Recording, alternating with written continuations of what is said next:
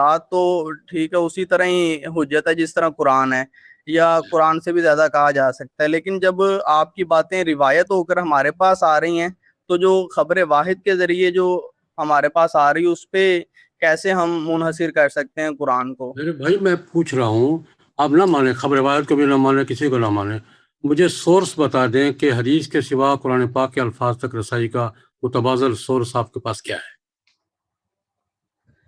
یہ حدیث اگر نہ بھی ہو تو پھر بھی قرآن تو ہمارے پاس اسی طرح محفوظ ہے. اور کہاں سے آیا، کہاں سے ہے، آیا کہاں سے ہے؟ یہ آپ کی ای میل پہ آیا ہے یا میری ای میل پہ آیا ہے؟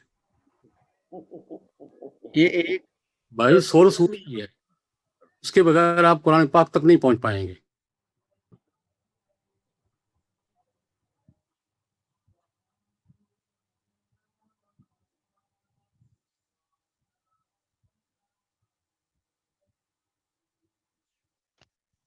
السلام علیکم. وعلیکم السلام. حضرت اگر یہ علم حدیث اور حدیث دونوں میں فرق کیا جائے تو شاید جو آپ بات کہنا چاہ رہے ہیں وہ واضح ہو جائے کہ علم حدیث سے یہ سارے اصول معلوم ہو جائیں گے، اور پھر حدیث جو خبر واحد ہے جس کی طرف ان کا ذہن جا رہا ہے.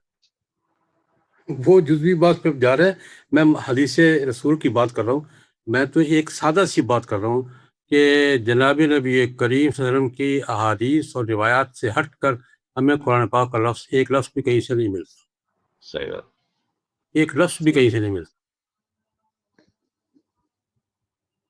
یہ اس اصول کو ٹیکنیکل باتوں سے نہیں الجھایا جا سکتا، بات سے کامن سینس کی بات ہے.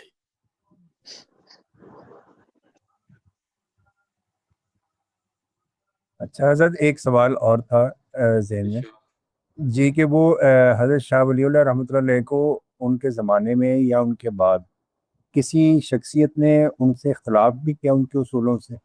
کوئی بڑی شخصیت نے؟ ہوتے ہیں اختلافات، تو ہوتے ہیں. نہیں، کوئی بڑی شخصیت کا نام آتا ہے تاریخ میں، کوئی روایت اور چلی ہو شاہ صاحب نے ذکر کیا کہ مجھے یہ خطرات کا ذکر کیا ہے، لیکن متعین میرے ذہن میں نہیں ہے، سب ہوگا. لیکن ہر شخصیت کو، ہر مفکر کو اپنے دور میں اختلاف پیش آیا، اور اختلاف اگر پیش نہ آئے تو اس کا مفکر ہونا مشکوک ہو جاتا ہے. صحیح. اور حضرت دوسرا اس میں سوال یہ تھا کہ 1857 کے بعد علماء دیوبند کے علاوہ بھی کسی علماء کے گروہ نے شاہ صاحب کی روایت کو آگے بڑھایا ہے، یا یہ ان کا طرح امتیاز بن گیا پھر کولونیل دور میں؟